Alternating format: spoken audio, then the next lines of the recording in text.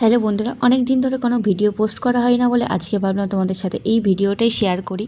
অনেক দিন আগের ভিডিও হলেও ভিডিওটা ছাড়বো করে ভয়েস কভার করা হয় না, তাই ছাড়া হয় না। তো আজকে ভাবলাম তোমাদের সাথে এটা শেয়ারই করি। হ্যাঁ, আমি নবনীতাদির কাছে যাই আইব্রো তুলতে। এবার আমি আশেপাশেও অনেকের কাছ থেকে তুলি, ব্যাপারটা সেটা না, কিন্তু আমার এই দিদির কাছে মানে দিদির হাতে কী আছে জানি না।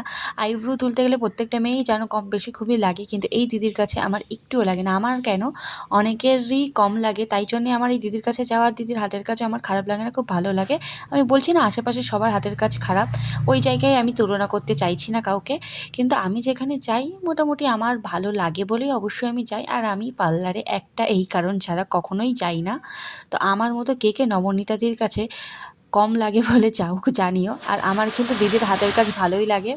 আর এই দিদির সাথে যোগাযোগ করতে হলে আমাদের বিষ্ণুপুর স্কুল মোড়ে এসে যোগাযোগ করো।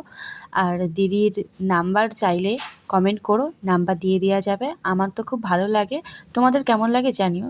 যেহেতু আমি এটা ছাড়া আর কোনো কাজ করি না। টাটা।